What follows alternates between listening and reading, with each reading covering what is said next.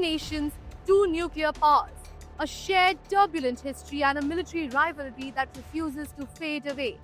Tensions between India and Pakistan have escalated once again following the Pahalgam attack that claimed the lives of 26 innocent civilians. Outrage erupted in India. The nation mourned, the government acted. The Indian government initiated a series of retaliatory measures and strategic recalibrations. Actions also came in from Pakistan, and what else came along was threats and irresponsible provocative remarks, including nuclear threats. Now, as both nations remain on high military alert, analysts warn that one misstep could push South Asia towards conflict.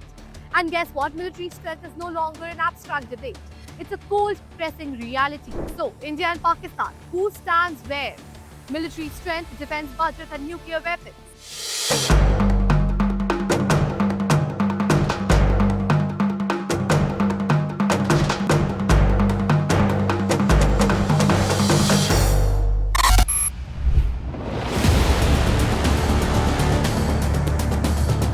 Here, let's understand this side by side. According to Global Firepower Index 2025, India ranks fourth globally when it comes to military power and rankings, while Pakistan ranks 12th. Now, India has about 1.46 million active soldiers and 1.5 million reserves and about 2.5 million paramilitary forces. In contrast, Pakistan has about 650,000 active troops and about 500,000 in paramilitary forces. India's larger population also gives it a major advantage. Now, every year, about 24 million Indians reach the military age compared to 4.8 million Pakistanis. This gives India a larger pool of potential soldiers and greater long-term sustainability in case of prolonged conflict. Well, money talks, and in the realm of defense, it roars even louder. India has allocated about 6.81 trillion rupees, that is about $80 billion for its military in the year 2025-2026. A 10% increase from the previous year. Well, clearly this places India among the world's top 5 military spenders. Pakistan's defense budget is much smaller, estimated between $2.28 trillion. While it has increased from the previous year, the gap remains wide. This big difference means that India can invest in advanced military technologies, new equipment and infrastructure. It also helps India build a more modern, well-equipped and versatile military force. What about weapons? Well, India has diversified its defense procurement. While once it heavily relied on Russia, it now buys from France, Israel and United States. It also focuses on domestic production through Make in India initiative. Now, Pakistan, well, it gets about 82% of its military equipment from China. This makes Pakistan's defense setup more dependent on one country, limiting its technological variety. Now let's talk about land forces. India again leads in ground-based strength. It has about 4,200 tanks, including Russian T-90s and homegrown Arjun tanks. India also has over 148,000 armoured vehicles. Pakistan has around 2,600 tanks and 6,100 armoured vehicles.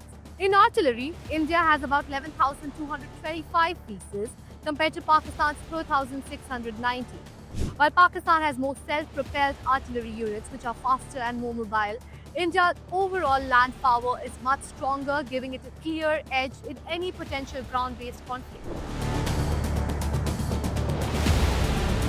In the skies, India soars higher and faster with 2,229 aircraft compared to Pakistan's 1,399. India fields more fighters, more helicopters and more transport aircraft across the board. India's navy is significantly larger and more capable.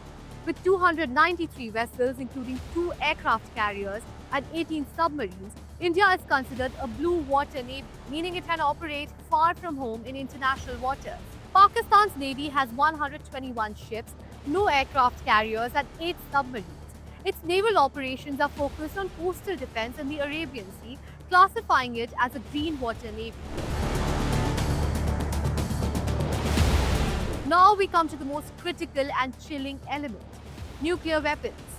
Both India and Pakistan possess significant nuclear arsenals, though exact numbers remain classified. Now, according to Federation of American Scientists, as of January 2025, India holds around 180 nuclear warheads, while Pakistan has approximately 170. India follows a no first use nuclear policy, while Pakistan keeps the option of first use open. While raw military numbers tell one part of the story, other factors also matter, such as training quality, leadership, political stability, and global partnership. Now, India enjoys better accesses to high end military technologies and has stronger ties with global powers like USA, France, and Israel. Its armed forces are also under clear civilian control, which ensures strategic decisions are aligned with national policy. Pakistan's military, on the other hand, often plays a dominant role in the country's politics. While it remains powerful, this imbalance can sometimes lead to more aggressive posturing or miscalculation. In raw numbers and overall strength, India holds overwhelming advantages across almost every military metric. But numbers alone don't decide wars. When two nuclear armed neighbors are involved, even a small incident can snowball into a major crisis. That's why diplomacy, strategic restraint, and crisis management are just as important as tankers and missiles.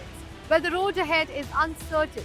One wrong move, one misjudged response could lead to consequences both sides may regret for generations.